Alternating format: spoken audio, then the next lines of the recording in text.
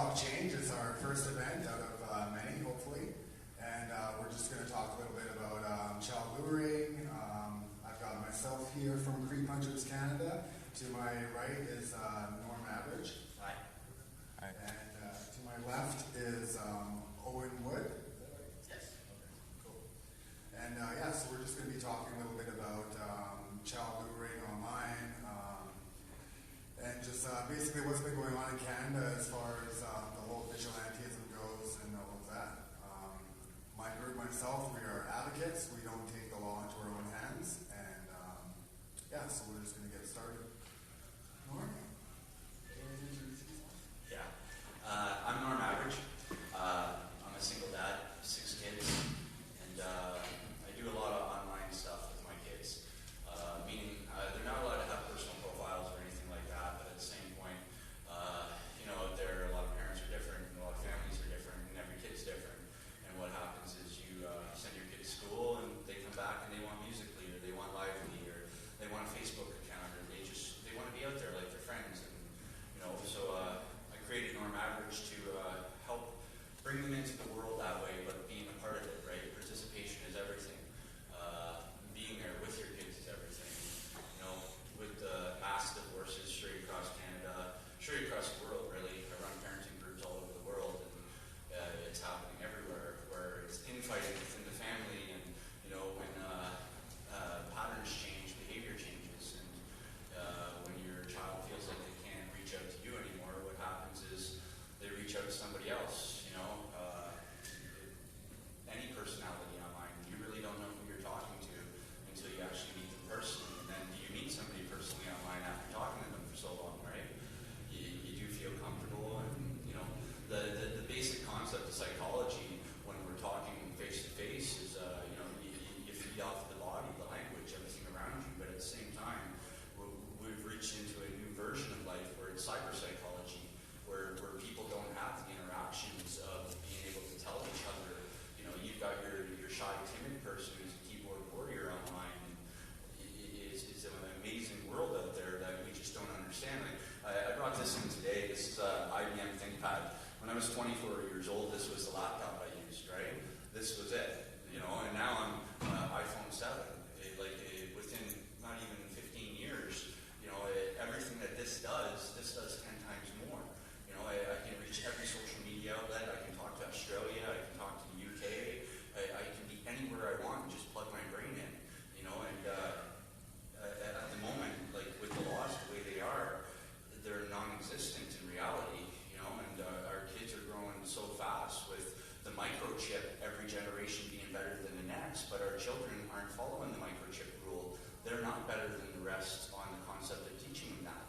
And we need to bring that forward to them, right? Actually make it that we're starting to think, okay, if we're going to build these better every single generation, we also have to add that to our teaching of what we're giving them. And I'm watching, 3-year-olds playing on these all the time, straight up to 15-year-olds. You jump on YouTube and I can learn ethical hacking. I can learn anything from some 12-year-old in Iceland. It's amazing. But what I'm finding is that the political figures that are in force right now didn't even have this. And now they're using an iPhone without the full capacity of even understanding how to use it. And unless we all start talking together and actually directing as parents, as individuals, as people out there to, install rules where they should be, like in child luring, we're going to lose track and we're going to fall behind real bad. Start teaching our kids just like that to be better than the next generation and to accept that, we want our kids to be better than us, and it's okay to be archaic. I accept that. I didn't have an iPhone 7 at 3 years old, right? But they do. So imagine if this was my tool at 24, and this is my son's tool at 7, what's it going to be in 15 years from now again? And if we're not thinking about those laws right now and actually, doing something about it, talking, family psychology teaches us all the time how we're so distant from each other, regardless of the fact that we can talk to each other within a second. And it needs to be something different. So with Norm Average, that's what I do, is I try to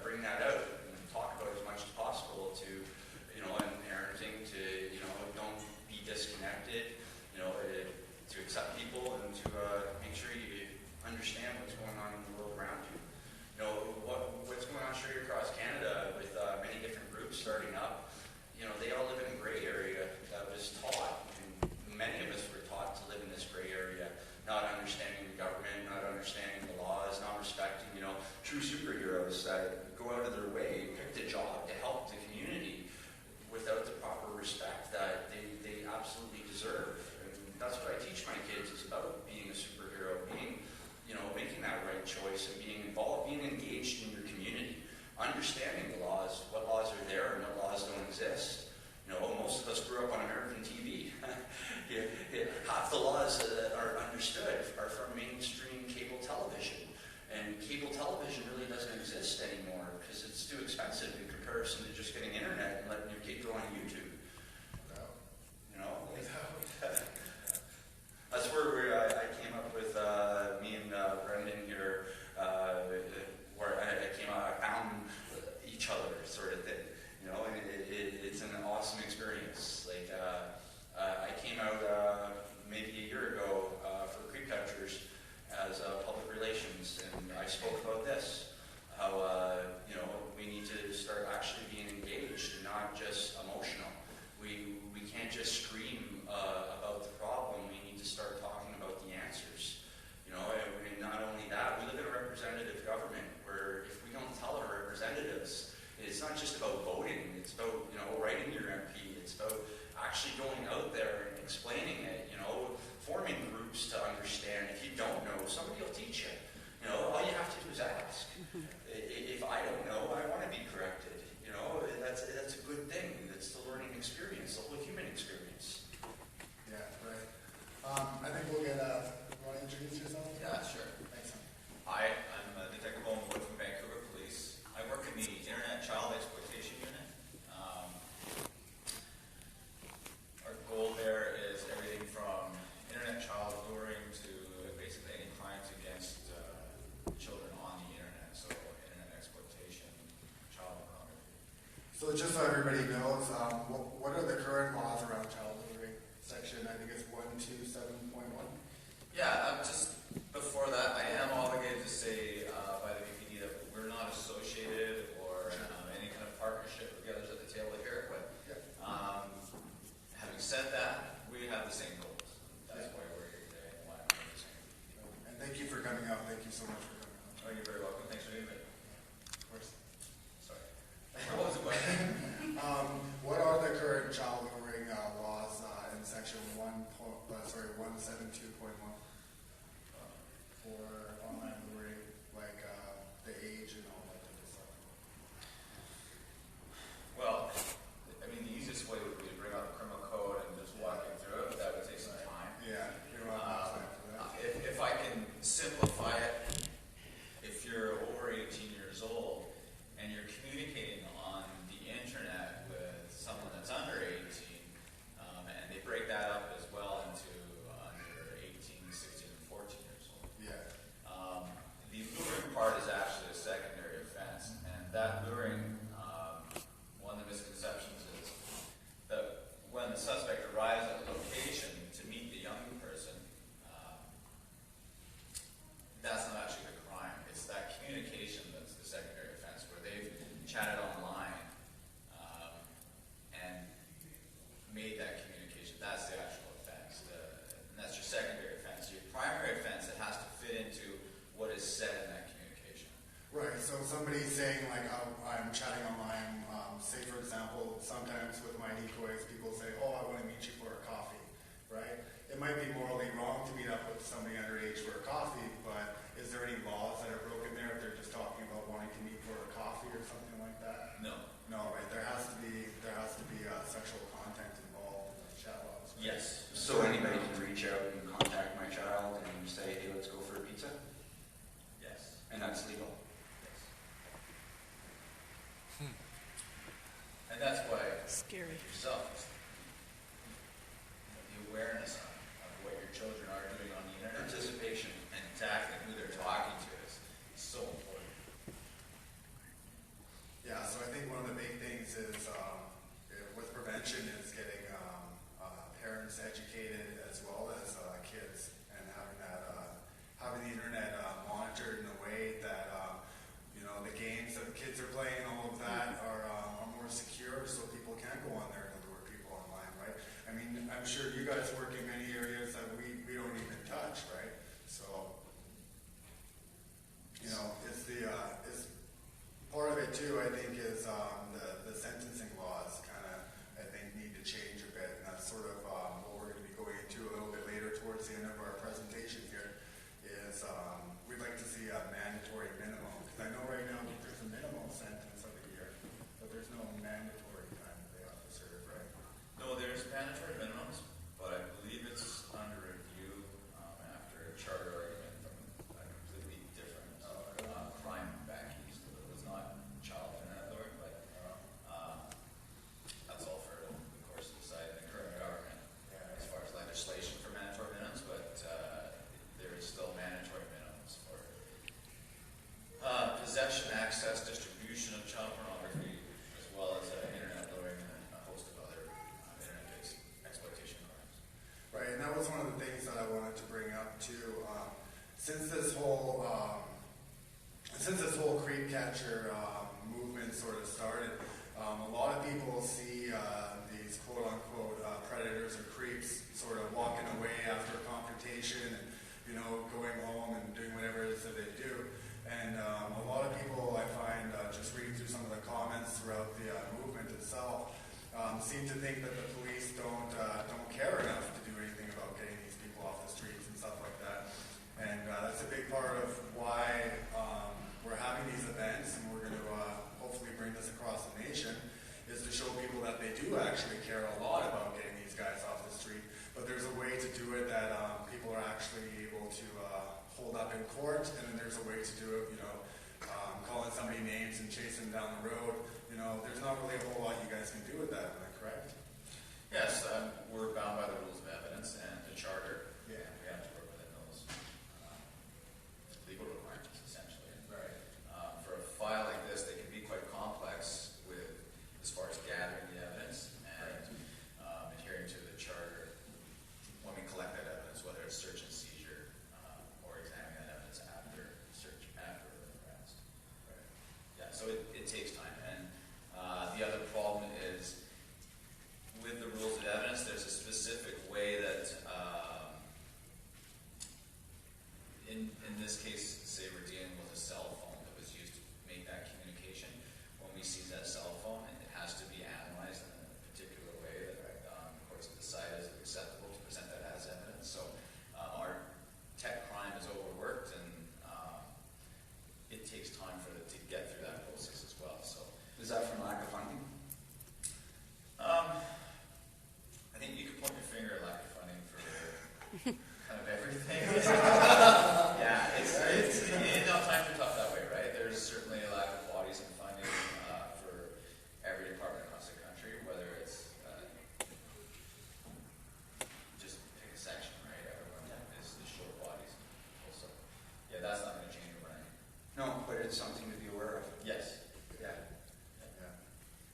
So would you say that, I know Creep Hunters Canada, we get donated phones, either through the public cell phone, or we have a telecommunications company that is helping us provide us phones. So we have an original device to submit.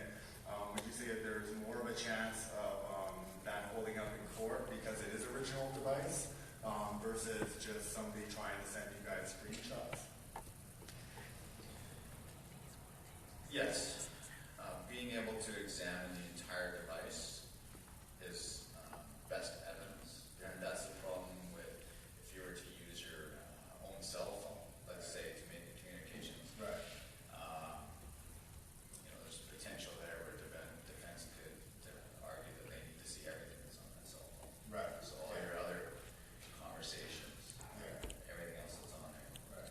could be accessed. So exactly that. For that reason, why you want to have just that one single use cell phone, Yeah. And then you can. and then be done with it. And there's your evidence right there. There's nothing else on the cell phone. Right. To be concerned about. Yeah. I think you guys have 6 of my phones right now. I think. Awesome. Yeah. I know I got 2 to go pick up, but I don't know where to get. Yeah, and I know that. Awesome. And from dealing with it takes a significant amount of time. And we tend to get a higher priority in the lineup for the tech guys to examine, which is fantastic. Yeah, Because they understand how important these crimes are. So we've got that going for us, but it still takes time. Yeah. Right. Right. One of the things that my parenting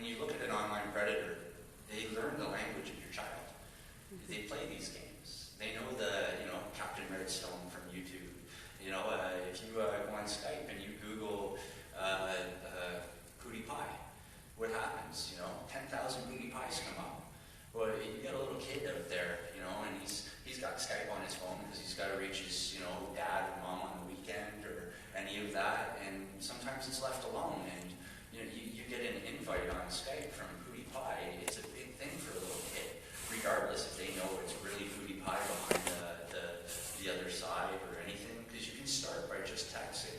It's an opened up forum to the world, right?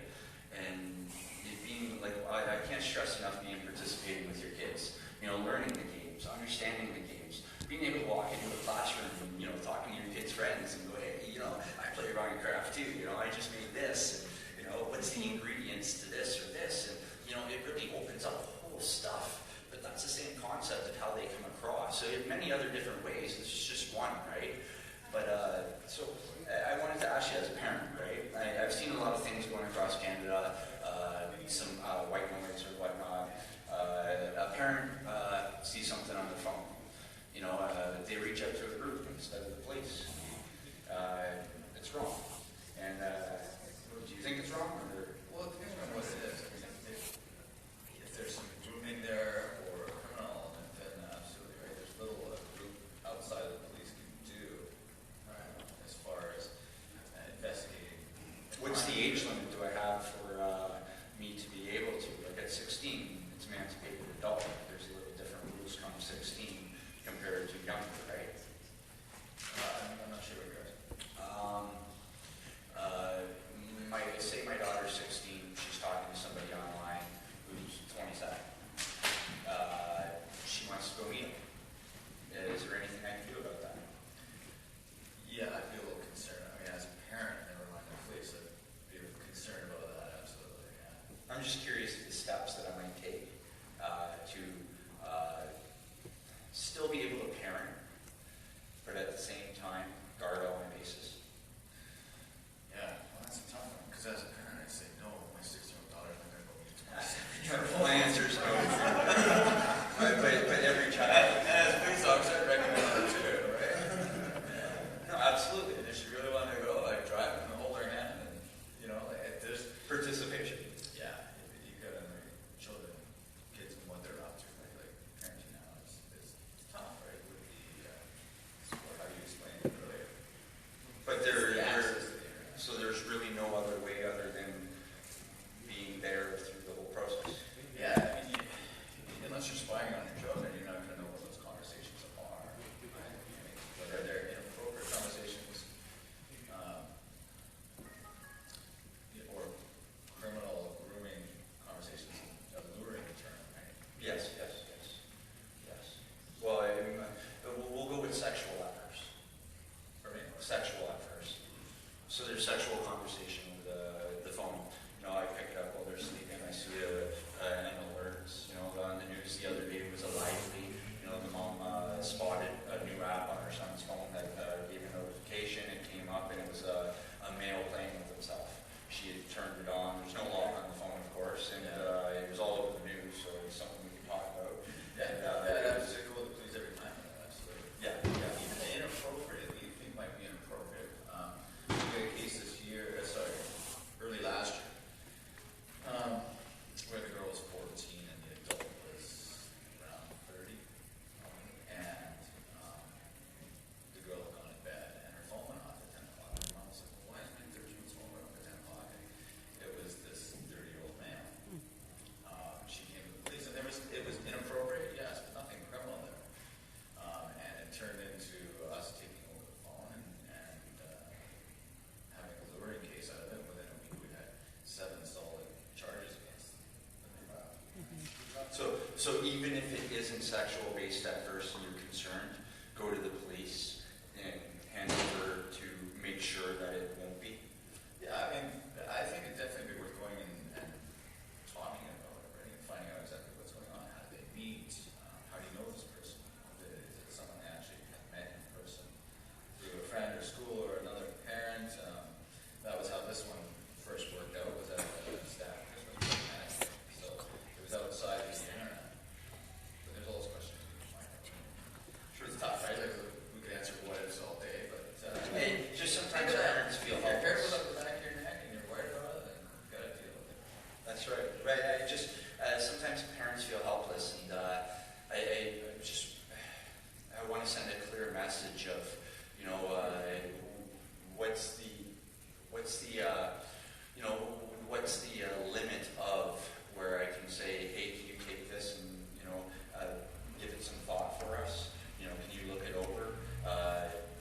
Would a hi, hello be sufficient enough for me to go to the police department and hand over my phone as a parent, not as a group or anything, but as a parent? Yeah, depending on how it was. 30 years old right away. That's what I'm thinking, right? As a parent, you realize that my 14, 16-year-old daughter is being talked to online, even if it's about Minecraft or I loved your Lively video. I'm reaching out. I love the context. Yeah, because when my first time downloading Lively, it's everybody from the age of 8 to 14. Yeah. And it's like nonstop. All you have to do is flip through the pages, and every single little girl, little boy is on there doing a music video. And it's this craving for fame. This craving for attention. And it's a mass thing straight across the world. It's not just in Canada it's happening. It's straight across the world. And as a dad, I'm not there yet at those ages, but at the same time, I'm scared for that time. Yeah. Well, there's a reason Facebook had a billion users, right? It's not just to connect with old high school friends. That's right. Everybody wants to be on out there, social media. And you just got to really be aware of what your children are up to and talk about it. So I had a question for you too, Owen. I get a lot of people sending messages to our group, concerned parents saying that, oh, this person here has been talking to my cousin's daughter or whatever the case is, and they're sending us chat logs and information and stuff. And up until this point, I've just told them, call the police, deal with the police, obviously. Yeah. But would you recommend them calling the police directly, or would you recommend them, if it's more of an online thing, submitting to CyberTip? Because I'm kind of just figuring out which one I should refer to, situational sort of. Yeah, I was going to mention CyberTip when Norm was talking there about cybertip.ca is a fantastic website that we're in partnership with that has a lot of information there for parents. A lot about what you talked about. If something does happen and your child's pictures end up on the internet, there's information there on how they're able to help try and remove it and locate the pictures. Everything from that to simply how to talk to your kids in this day and age about the internet. So I recommend, if you have any concerns, just to wander through cybertip.ca. They do have a good website there. In answer to your question, we generate files both ways. Cybertip.ca, if you're not aware, you can go on there and fill out a template that you basically walk yourself through it with. This is who I am, this is what I'm concerned with, and this is my evidence, and this is who I think it is. It's pretty self-explanatory, and you file it out to cybertip.ca, and then they figure out, okay, Vancouver, we'll send it to Vancouver Police, and I get notified in my workflow right from cybertip.ca. So they're fantastic that way, and I have files straight from cybertip.ca, so I can recommend them for sure in that regard. And then the other way is just as easy as well, right? And that's to call the local police. Yeah, right. Because at the end of the day, it still goes to us, right? Yeah, right. Cybertip.ca does not investigate. They just disseminate the information. So they would capture it all and send it to me.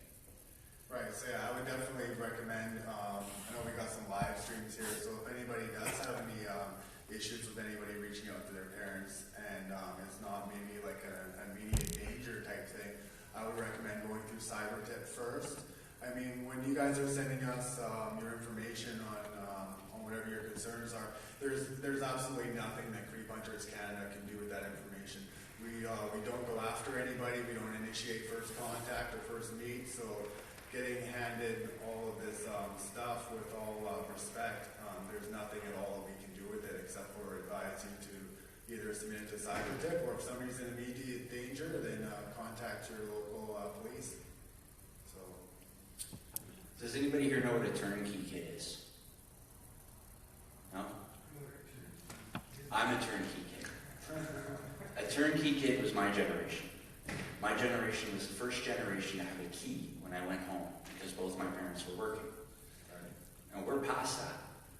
Nobody even knows what turnkey is because it's just the average norm. That's what that is. Kids are coming home nowadays and they don't have their parents at home. Both parents need to work, one parent needs to work, divorce, whatever it is. But they have a freedom that most generations have never had before. And I'm going to stress this 100% because when you look at the age bracket of our politicians, they weren't turnkey kids. Their idea of family is something far beyond what we are living as family today. And it needs to be respected. It needs to be understood. You know, me being a turnkey kid, I had a lot of freedoms. I didn't have this as a kid. But imagining, like, my kids aren't turnkey kids. I pick them up from school. I come home with them. I work within a school time period. I built my life to be there 100% during that period of time for my kids. Later on in my, what I call my afterlife, when my kids are at age where I can actually go out there and live, well, that's when I'll be that full-time worker. That's when I'll do that. But for now, I don't want my children to be turnkey kids. Because what's going on, like I just said 2 minutes ago, is they have freedoms. They come home and nobody's home. Now, you can get lockers for your internet. You can get all of that. But the reality is the information is readily available for them on the internet, on YouTube, on the sites that you're allowing them to go to get around these bloggers. You know, and not every kid is the same. Once again, not every family situation is the same. But regardless, the intelligence is out there. And if we're not talking to the politicians who were never given the coping mechanisms to deal with the things that our children are dealing with today, these instruments weren't around for them as a child. You know, and the single parent generation came from my generation. And now my kids' generation and the generation before them. And it needs to be understood on a mass scale. You know, that they have freedom, an outlet that none of us have ever, well, none of my generation and the ones before have ever had. You know, when I first got this, when I was like, 24, I was like, oh my God, I'm like out there. You know, and I didn't understand any of the rules. Like, in fact, there was no rules. We were just like mad. You know, like, oh, I could go there, I could go there. I never saw that before. And that's what your 5-year-old is doing. You know, like, they're reaching out and they have words and keywords and they understand it all faster and better. And like, every generation in this country needs to come together with a proper understanding of what's really going on out there. There's always going to be bad guys, regardless, and there's always going to be superheroes. We just need to stop putting the bad guys on the pedestals. We need to stop celebrating the gray areas and creating a separate reality away from the law. We need to start teaching our kids about the law. We need to start teaching each other about the law and to understand it, to make this gentleman here, his job, easier. Because more parents participate, if more average people are out there learning and teaching the laws and understanding without post-truth, bringing us all across the world without, a doctored picture, giving, half the population a feeling, we need to start educating and educating everyone around us and making sure it happens. Yeah, I think a big part of that too is the fact that the internet and the way that it's used is growing so fast through all the different generations that it's really important that the laws and the way that we deal with that keep up. Because it changes so quickly, right? Mm-hmm. And you guys do a fantastic job, of course, but I think it's also a big responsibility for the parents too to make sure that they're watching over their kids online and watching their activities and all of that too, right? So, I mean, I know there's a couple apps out there that'll kind of help out a little bit with that. But Disney. Yeah. A couple other ones, yeah. This is a root beer, by the way, just for all the trollers online. It says right there, root beer. As he said, trolls. Here's a term that's come to term, right now, actually. Do you know the age of a troll, the sex of a troll? Do you understand the mentality of a troll? once again, that's cyber psychology, a brand new spectrum, a brand new understanding of what's up here. You know, the basic, what came from the 1800s of this is how you train your dog, we're going to move this to our children. That's where psychology came from. And now we're in boxes, with the Lawnmower Man, the movie, all of that's happening for real, right in front of our faces. And our children are going to be 10 times further than us, and we can all argue about religions, about politics, about all of that, but we need to set up rules. Absolutely, we need to know what rules are actually out there and what rules aren't out there, and understand them truly for the wording that they're put, because the wording is everything. Like you said about, some of these laws are coming into effect now and some aren't, and it's all what the legislation is doing at the moment. But that legislation is a representative government. And how many of you out there at home right now or in the audience even know what those laws are happening right now, what they're talking about, what he's talking about? And you should. I mean, M103 is going on right now and it's in motion. I'm watching it all over the law, the thing. This new law that changed, but it's not a law because it's in motion. And that's a basic understanding that most adults should have a concept of. And if that means we should be pressuring a school system because us parents don't quite understand, and maybe we need to pressure a school system to add more than, this is how you vote. This is how you write your MP. Did you know you can write your MLA? Any of that. Some of these groups, this phenomenon that's happening of people wanting to change their neighborhoods, you can't really look at that as a bad thing as much as some of it may be a bad thing. People want to do something. They just need to be guided. And regardless of, what they want to do, and not everybody is the same. Once again, everybody is different. There are talkers, there are walkers, there are doers, and there are researchers. We all have different gifts when we come together. I teach my kid we're all little fingers on a hand, but together we're strong. And there's a reason for that. Because we are all different. You're a pinky, I'm an index, and we're all different, but together we can make a big difference. And it's teaching each other. It's knowing what's out there. So I just wanted to go back to the child luring for a second, because I just had a question that just popped in my head for all you. We want to keep him active. Yeah. We have him for a little bit longer than I thought. Early, so that's great. My pleasure. So what is I'm kind of, I know this is kind of situational, but what is sort of the difference in how it works with the laws when somebody is coming to meet somebody online who they had thought was a child but turned out not to be, versus somebody who came to meet somebody online and then there was an actual child there?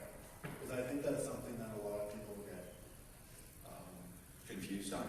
Yeah. I'm not sure I understand what you're asking. So, You mean the difference between like what we do as Yeah. advocates, and then we give you guys our information, and then you guys go and meet the guy at your own discretion, versus like a concerned parent, and there's actually a child involved, as far as witnesses go and stuff like that. Criminally, the law is exactly the same both ways. So it would be the same charge for luring, and then depending on what was said in the conversation, you would look at the primary charge, whether that's invitation to sexual touching, things like that, as your primary charge. And then it's dealt with a little differently once an arrest is made, because you have immediate concerns with an actual victim. Right. Yeah. So there is going to be a different level of, with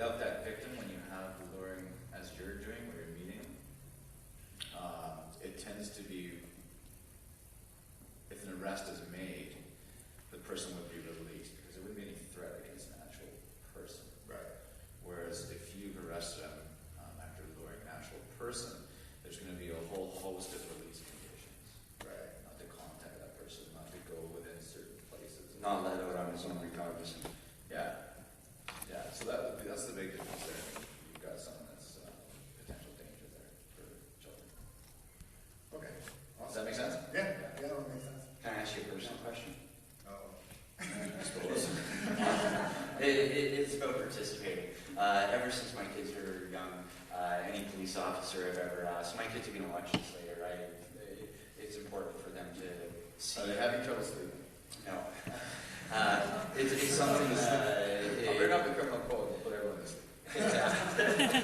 No, it's something that I ask all of the police and our, even the mayor, even city councilors, what made you become a superhero? What made you become a police officer? That's a good question. I did co-op education with the RCMP grade 12, and it looked like a lot of fun. Yeah, my dad, I love him to death. He, a fantastic leader in his field, doctorate, but he worked in an office all day. And I just thought, man, I couldn't do that. I couldn't be in an office all day. That was one thing that attracted me, was being outside, meeting people, and it's different every day. There's so many different jobs you can do within the department. I came from, my background the last 8.5 years is forensics before I came to the internet building, the internet exploitation unit.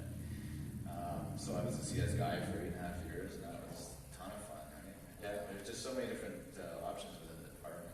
Having a big department like this helps, right? If you're in a small town, you're a little more limited, but yeah, that's been a big draw ever since. So that was it, grade 12 co-op education at RCMP is what. I was like, that's it, I want to do that job. I'll never look back. Thank you. Oh, thanks for asking. I do it all over town. Much respect. Where I grew up, it wasn't a respected thing, and as I grew older and became a dad, I've learned to respect beyond what I've ever had before. And when I first moved to my town, the first thing we did was every time we see walking down the street, there's a police officer, anybody. I've met the mayor of my town now, and a great mayor, and city councilors. And this is what I do when my kids are present. First thing I want to do is ask them why you became a superhero, so that they can hear the different aspects of why you chose that path to help the community. Because that's what it is, it's helping the community, and I can't stress that enough to everybody out here. Whereas, and I know that these groups out there are under the concept that they're helping the community, or at least under the guise to the publicity of it, and there are right choices you can make, in helping the community and advocacy, rather than vigilantism. And, the reason why I got involved was to bring something better to the table rather than you're done, bud, was, hey, there's a legal way to go about this. No, because it's once again, this is influencing my children. My children is the next generation coming up that these people are influencing. And, vigilantism all of a sudden with 10 superhero movies that came out this year, and then you have vigilantism rising up. All of a sudden you have a glorified situation that's affecting my children's generation. And I won't name any famous rappers or anything like that, but let's get real. When I turn on the radio and I'm listening to what's going on, my daughter asked me the other day, what's Tinder?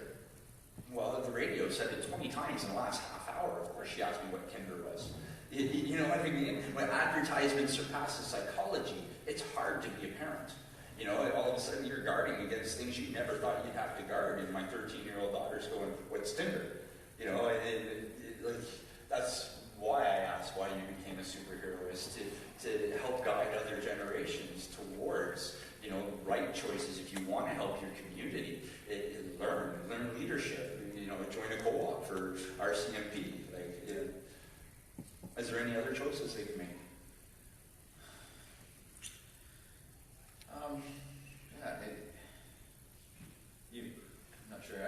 You mean for children, Yeah. Say they don't want to be a police officer, and that's not everybody's the same, right? Some are tech geeks, some are, and I know there's many different departments in the police department. I get it 100%, but maybe another guideline that maybe you have respected or something, not on a personal, not on a professional, but something that you may have seen out there that you could say this is also a good way to help your community.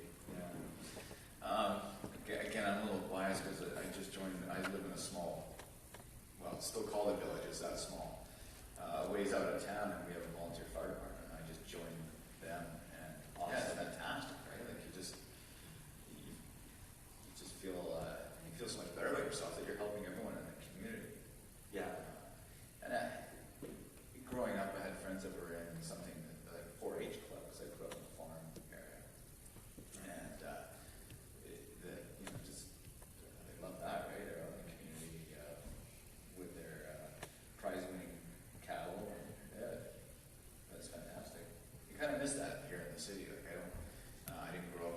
police, so but I know it's a lot tougher because that's the victims that I deal with that are, like you said, home alone and just left to literally their devices, their babysitter. Yeah, and some of the parents wonder how this could happen to their child. And I said, well, how many hours does your child spend alone in their room on the internet? Well, 4 or 5 hours a day or so. Can't imagine how they were doing it. Crazy. Right? So, Where's the participation with your child? yeah. Where's the I'm not knocking parenting here whatsoever. Everybody has a different means of parenting, and there is no definite guideline to what parenting is. I learned that straight across the world in my parenting groups. But firefighters, awesome. Like, it's one of the things I always wanted to be. Yeah. Well, most of my police friends don't know that, and so I'm not having police friends laughed after I mentioned that. Awesome. There's a friendly animosity there. I don't know if you've ever heard about it. Good stuff. So I just wanted to get back to the whole vigilantism thing for a second here. And as far as that goes, I mean, we sort of shifted away from the vigilante thing. We don't take the law into our own hands, as I'm sure the BPD know.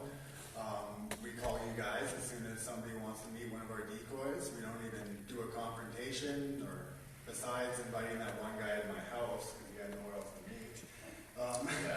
Strongly recommend not I don't doing know. that. I got in a lot of trouble for that.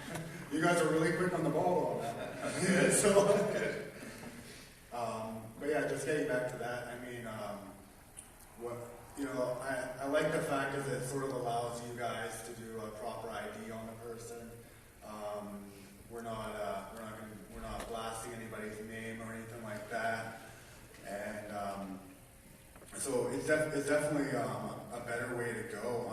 Is there any suggestions that you can make for maybe some of the vigilantes that want to do this in more of an advocating way, where they're not publicly shaming so much and they're letting you guys do your job? And I mean, because when you're IDing them, you can also find out if you guys have any investigations on them and stuff like that. So I really think that it gets rid of a lot of the concerns that were previously there.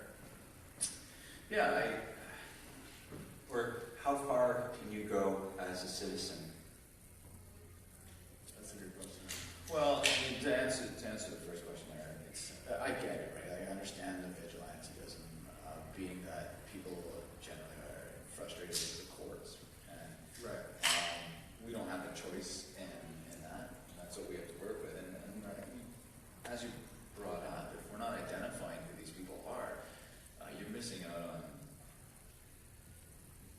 potentially a tremendous amount of good information as far as the suspect goes. No doubt they could go home and get freaked out with some catcher or somebody got them and delete everything or whatever else, right? Yeah, I mean, I will always recommend not doing the vigilantism and going the direction that you have, because we need the best evidence to proceed with anything. Right. And without that, there's very little we can do. Right. So, as far as, how was I going to say this now? Norm, you can go ahead. I forgot what I was How gonna say. far can I I'll go? be honest. How far can I go as a citizen? There you go. I see something wrong in the neighborhood. How far can I go as a citizen? It depends on what you mean wrong. I mean, you Under pay your that. taxes, right? You call the police and tell them this is what's going on, right? Like, I mean, Yeah. I'm always going to advocate that you call the police, right?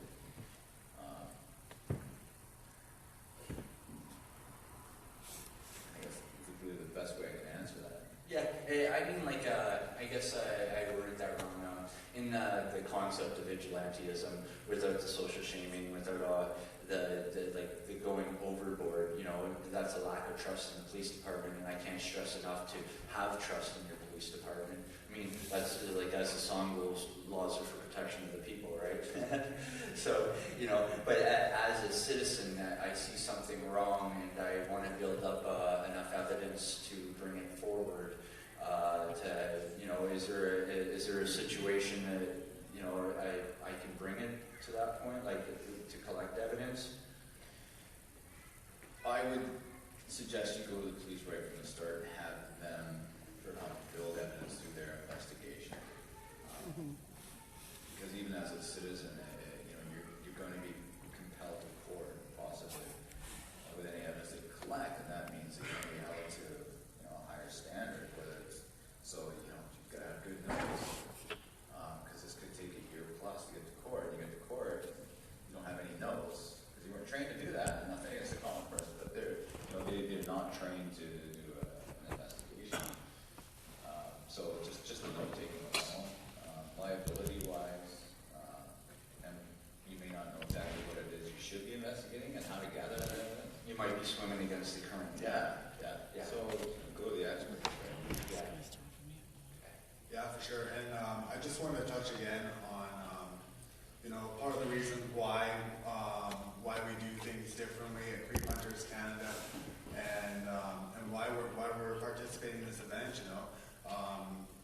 Through the whole vigilante movement, it made everybody aware of a problem that maybe not the majority of everyday people were fully aware of at the time. But I like to see some type of solution to that problem, and the solution is not letting somebody, walk away or chasing them down the street, right? The solution is having you guys show up and actually make an arrest at your own discretion, obviously, and give you our information the best way that we can prepare it for you as citizens. And I think it's important for people to understand that the police do care a lot about getting these guys off the street. So when they're seeing vigilantes letting people walk away, so to speak, it's not that you guys aren't willing to come out or anything like that. It's that things aren't being done in a way that can actually be used in court. Is that right? Is that sort of the main problem with why police can't necessarily come out or be a part of the whole vigilante thing as much? Yeah, I mean, I'd say that the gathering of evidence that's presentable for court is probably the number one problem. Right. And that's you're just not trained to do that. Yeah, right. And again, we're talking about rules of evidence, the charter, best evidence, right? How you capture it. I think maybe we'll take some questions. I saw somebody with their hand up. Somebody. Mike. For people wanting to join into Creep Hunters or whatever, different groups, different towns across Canada, would you just recommend going to the local department, discussing it with the police first, or going to an actual ICE person that you guys deal with? Well, we like to do sort of our own basic training, and that's something that, again, I'm just going to stress this again, that we do on our own. We haven't been provided any official training from any actual police force. There's been individuals that have offered suggestions as far as our training goes, and I think we have an awesome training program. And I know JC and Brenda and some of our other members have worked really, really hard to maintain that. But the best way, I think, is just to go into creephunters.org. You can contact us through the website there. We have a pretty extensive training program. Obviously, it's not the same as law enforcement, but there are certain things that have to be done a certain way in order for us to have an individual in. As far as going to local law enforcement and all of that, I kind of like to help people guide them through that, because there is a lot of misconceptions between other groups that do this and groups that do it the way that we do. And as far as I know, we're the only advocate group that is collecting evidence to submit to police properly. So as far as somebody getting trained up and then wanting to go to the police right away on their own, I mean, anybody is able to do that as a citizen, but if you're going to them with our name attached to it, then we'd like to make sure that a representative from Creep Hunters can either be on the phone and helping along with that communication, because like I said, there's a lot of misconceptions between which groups are doing what and all of that. And I think that the most important thing is that the law enforcement that are going to be dealt with in whatever area are fully aware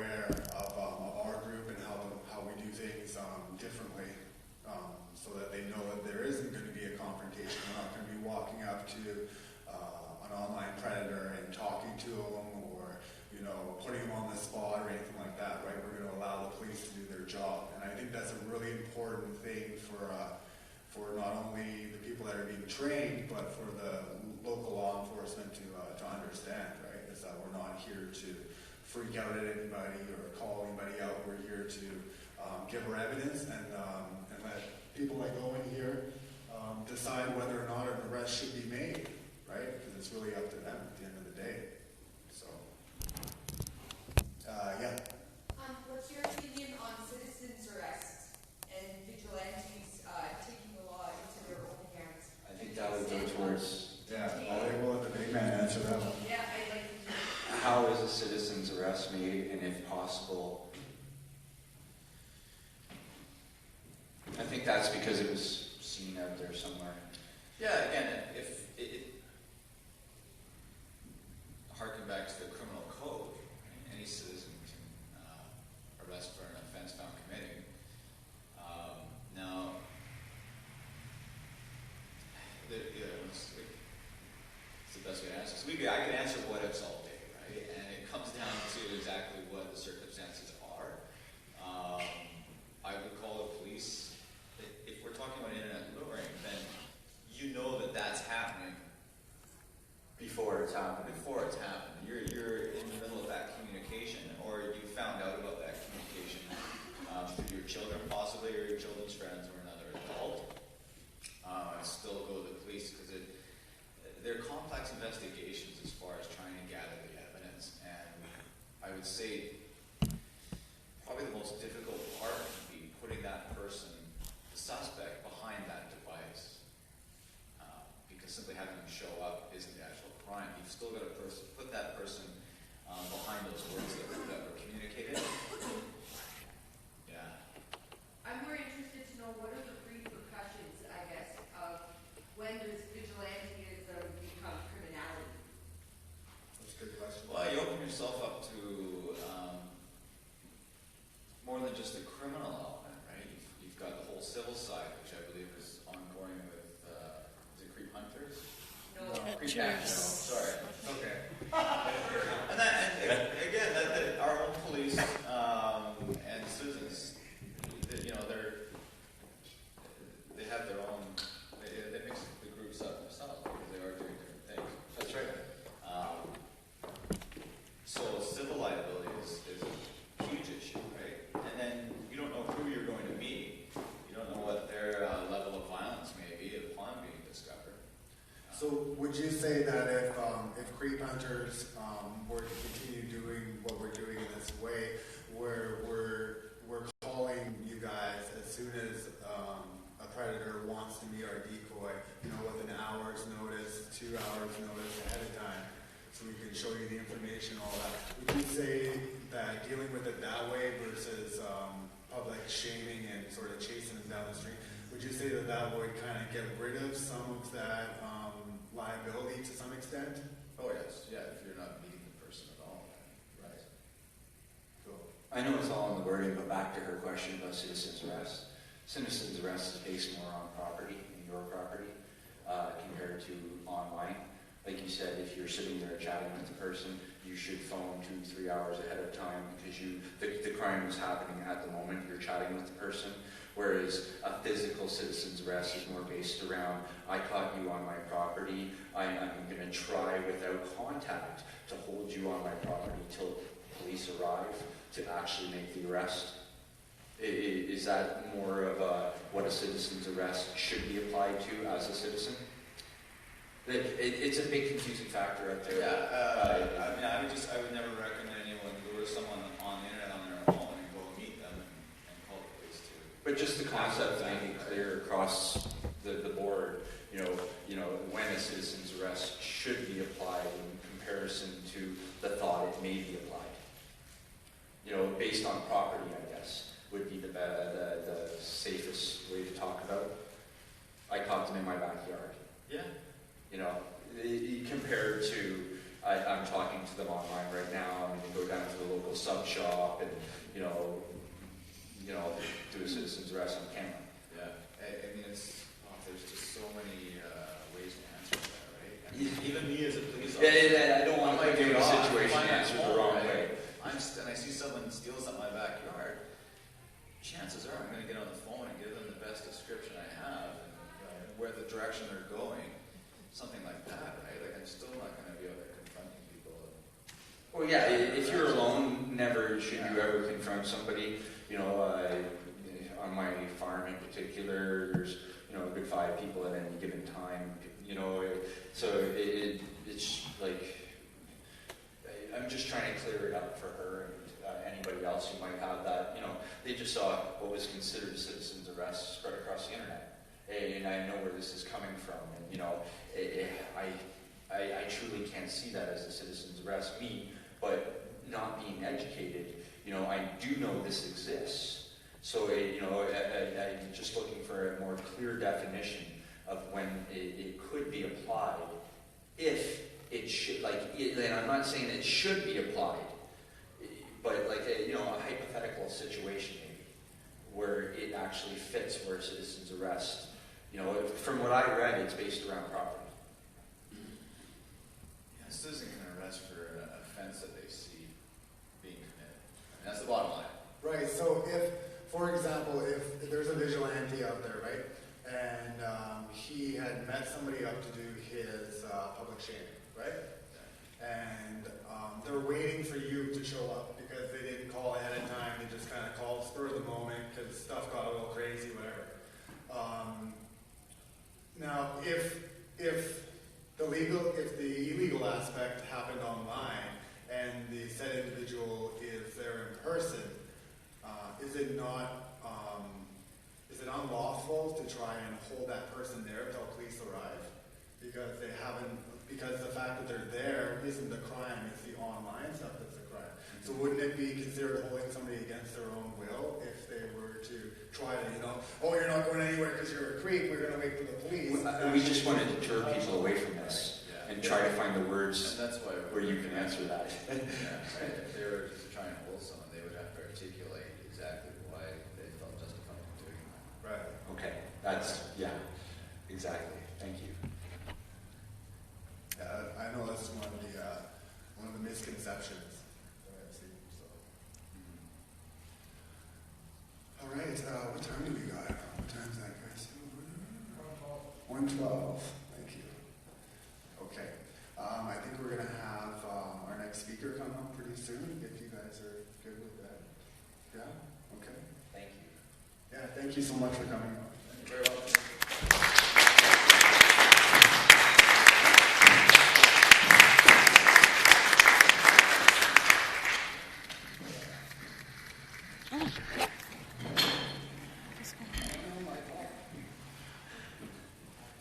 I might give you guys a call later on tonight. And I can't stress enough that the police are superheroes. Absolutely 100%. And they're citizens. You know, they're citizens before they were police. They chose the path to help people and deserve respect. Regardless of what the white noise is out there, they deserve that respect.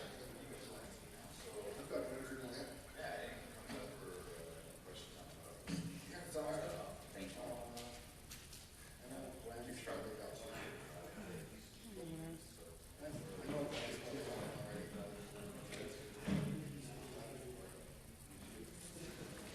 Keep talking on. Keep talking. Do your dad stuff.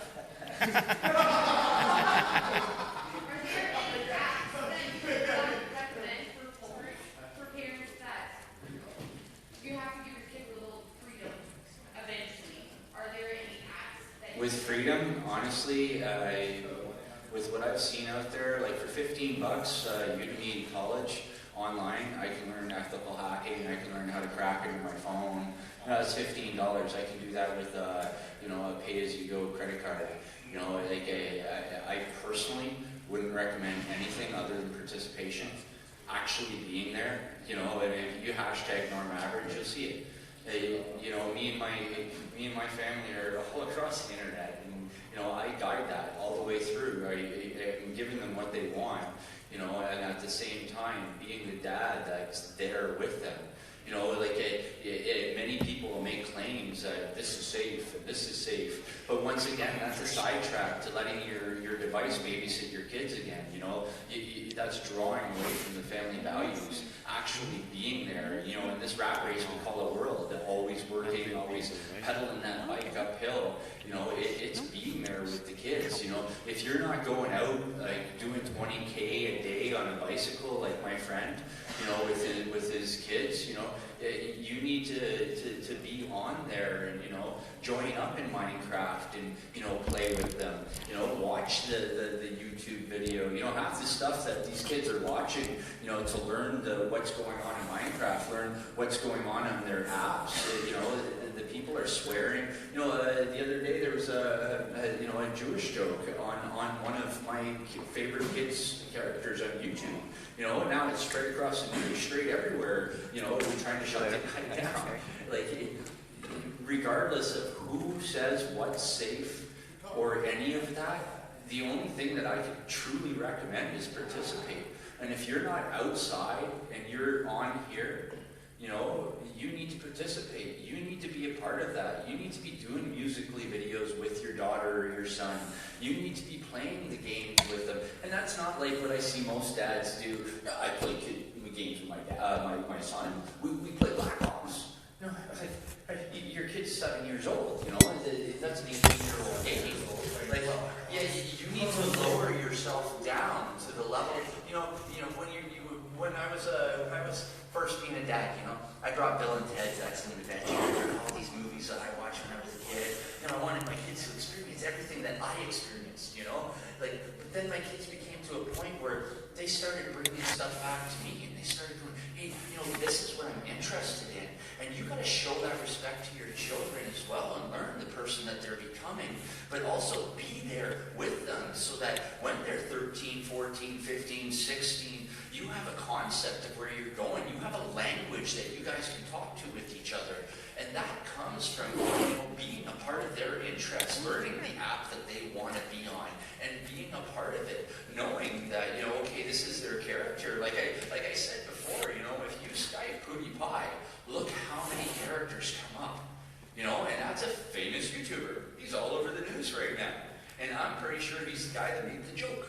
You know, so when you look at that, I can't really recommend any app or any device or any of that. And I you know, I'm going to strongly go against any media guy because all they're doing is selling you a babysitting device. They're not telling you the right concept. And the right concept is to be there with your child, holding their hand across the street, holding their hand across the cyber. That's what it is. There's no difference. It's parenting. You know, and to be a proper parent is to be there with your child, regardless if it's cyber or at the park. It's a playground. Awesome, I'm just going to cut Norm off there. We're going to get Math on stage. As Mother begins coming back, talking. You can pick any mic you want. They're all on, I think. There's plenty. Hey, you can have a seat. I'm going to go first. Freaking out. Smoking's going to kill you. Well, thank you all for being here, and thank you for having me, and it's a pleasure listening. Of course not at all. My name is Glendine Grant, and I am the founder of MATH, Mothers Against Trafficking Humans. And on April 18th, it'll be 7 years since I founded the organization. And I did it because I have a daughter who's been missing for 11 years. By the 29th of March, it will be 11th year. And so I have been doing this for quite some time. Jessie was not lured over the internet, but she was recruited out of Calgary and taken down to the United States. Some horrific things happened to her, and 10 months later she went missing. We found out through a private investigator of the things that happened. She was unfortunately beat. Her jaw was broken and she was hospitalized, and shortly after that she was forced to work at an escort agency and even being arrested for solicitation. Being a young Canadian woman down in Las Vegas, they did what a lot of people do. They blame the victim. You know, well, if she came down here, I guess she got what she deserved, was the attitude. We've been fighting to get more from the police in North Las Vegas, which was the actual place she went missing from. But it's been a hard struggle. So I have, for the last 11 years, considered myself the lead investigator on her case. And my reason for being here, because of the changes that we'd like to talk about, let's talk change. I want to kind of go back some time, and this wasn't something I planned to speak about, but it's something that just happened this week. So it's very fresh, and it has a lot to do with our topic. When I was a teenager, a very good friend of mine, who was 3 years younger than me, disclosed to me that she had been molested by her stepdad. And as the years and the decades rolled by, this was in the 70s, I could see a lot of things happen to her because of what happened to her in her home. It prompted her to leave the home by 14 and 15 years old, living what I would call a very unsafe life for a teenager, and putting herself in a lot of positions that I myself thought were dangerous. As a young person myself, I didn't realize how she actually felt safer than she did in her own home. I didn't experience that, so I didn't relate to that at that age. And over the years, as I could see things like alcohol and things affecting her life, I would say to her, when are you going to take him to court? When are you going to press charges against this person for what he did? Well, several years ago, she finally did. And I was called to make a statement to the police 4 years ago, and I was going to be one of the witnesses for the prosecution on this case. So 4 years ago, I made my statement. A week ago, I spent several hours in the prosecutor's office discussing my testimony, and on Monday, the case started in Kamloops. And it just so happened that we have a shortage of judges in Kamloops, so a judge from Vancouver was brought there.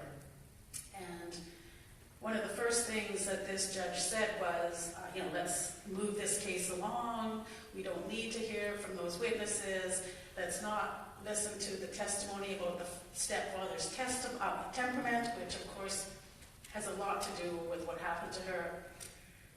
And then he went on to say, and you can find this just by quoting this in Google, "Full disclosure, I live in Vancouver. Kamloops is a nice place, but I'd rather be home in my own bed." The next morning at 9 o'clock, my friend goes back to court for day 2, and the prosecutor says the charges have been stayed, and the pedophile was released, and nothing is going to happen to him. So, like for the last 40 or more years, he got off again. However, the uproar from the judge's statement, which has been noted by the prosecutor's office, had nothing to do with the staying of the charges, really had a lot of negative response from people because a lot of people thought it had a direct result from his comment. But because I do have a lot of contacts, I contacted the first reporter that talked about this story in the paper, and he did another article, and the next thing we know, it has caused a media storm in BC because there have been other issues with judges, such as the Alberta judge who told a sex assault victim perhaps she should have kept her legs closed and she would not have been raped. Now we have another judge who would rather hurry up this case so he can get home. God forbid this woman has been over 40 years without justice, and now again was shown that she, in her mind, just wasn't mattered. So now we have a law professor from Vancouver who filed a complaint against this judge, and now it's really taken on its own life, so to speak. So my point of bringing up this story, not only because it just happened this week, is because the way kids are lured now, even the way my daughter was taken to the United States, and even in my own life, my oldest daughter was molested as a young child also in the mid to late 80s, and I see how things have changed. My friend was molested in her own home by a stepdad. She wasn't taken out of the house. She wasn't lured away from safety. That was supposed to be her safety. My daughter, with her, it was a so-called friend of the family and do whatever he wanted. And again, there was a court case. Again, the testimony, though believable, was equal on both sides. He got off on a technicality. Though he was greatly reprimanded by the judge in our case with his wording, you know, we know you did it, however, the law is the law, and he got off. And I can tell you from my own experience that my daughter went through a lot because of not getting the justice she deserved. She dealt with alcohol, she dealt with drugs, she dealt with weight issues, and all the things that you see happen to women, or people, period, men and women, who are victims of adults and them taking liberties. And then with Jessie, she met a person in person in Calgary, became friends with him, and for over 3 years thought of this person as a friend, not knowing he was a recruiter, that he was a human trafficker. Him and his brother were known pimps to the police way back since the 80s. And so she believed him. She believed every word he said. She went on what I always say are the free trips, because there's nothing free. And the fact that she was offered to go down to the States free worried me. I tried to explain to Jessie, about the fact that nothing is free. But she went to Florida, and she was gone for several days, and she came back, and I thought, okay, she had wonderful pictures, she had what looked like a wonderful holiday, and I kind of lightened up, and I said, okay, maybe this was okay, but, normally you just don't do that. Well, a few weeks later, she's invited to go on another free trip. Of course, this free trip was the beginning of the end of our life as we knew it.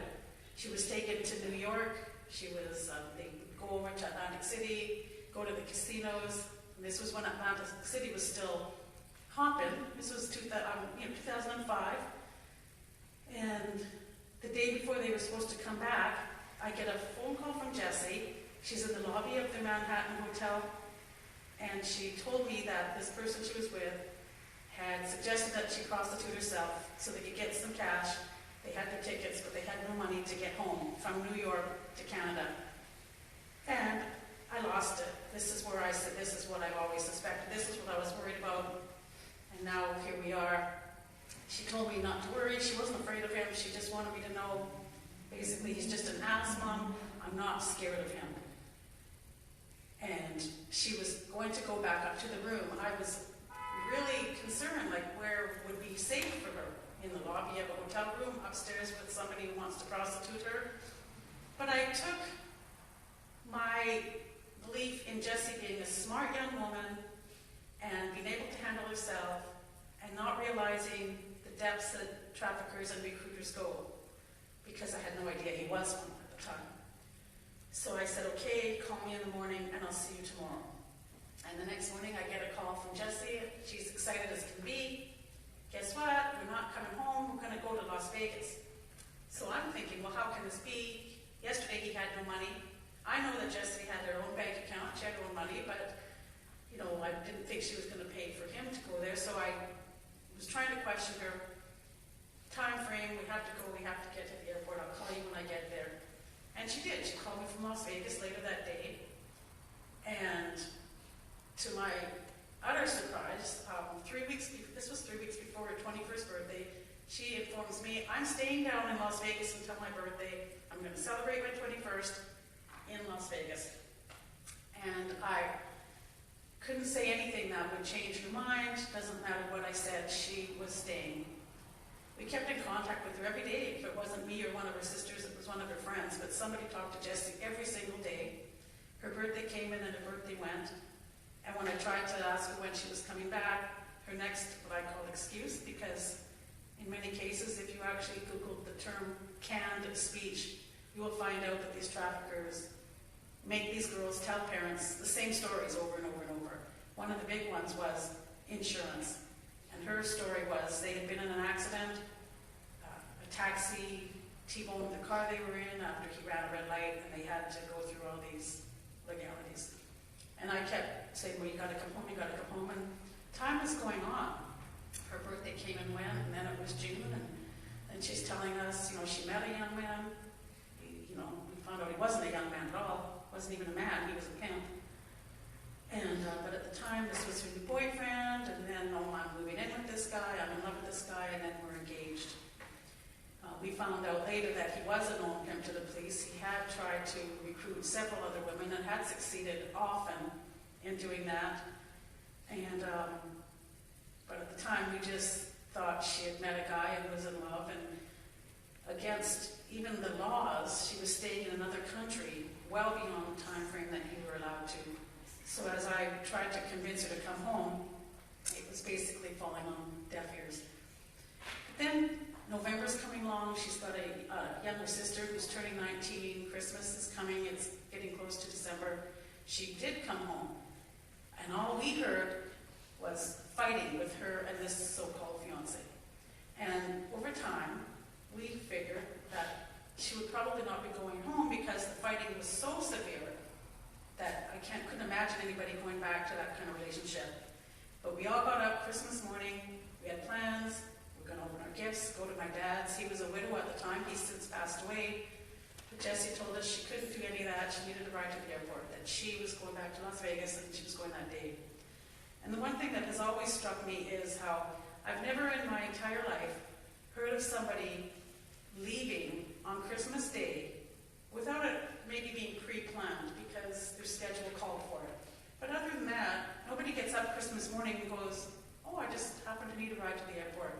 It always struck me as strange, but it didn't matter what we said, she was going. So we drove her to the airport, 2 o'clock.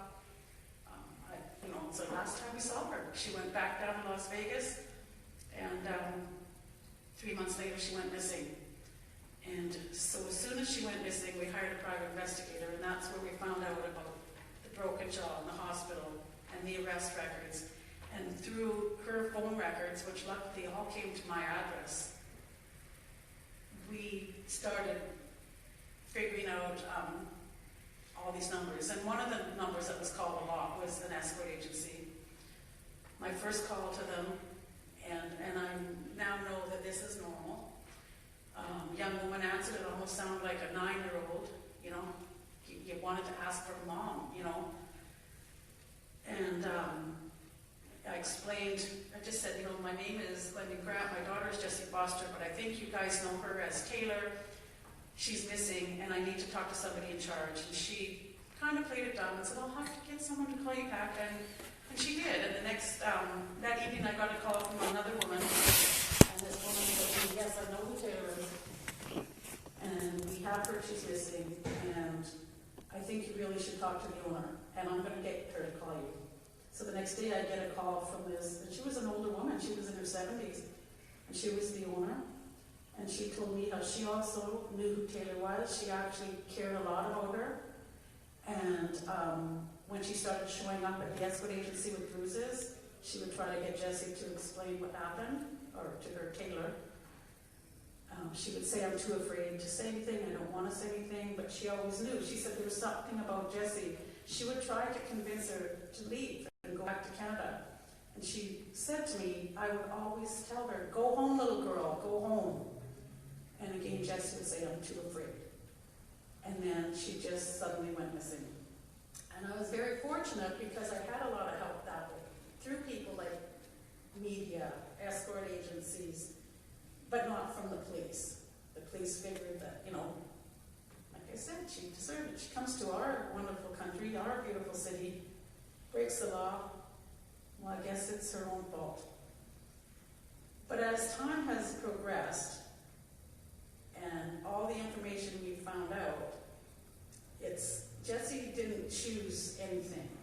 She was taken to the United States, and unless anybody here can raise their hand because they had their jaw broken to do a job they've chosen to, I'm pretty sure that the choices were not hers to make. And when she did go missing, the police went to the house. The guy said, oh yeah, no, she's gone. She probably got a better deal somewhere else.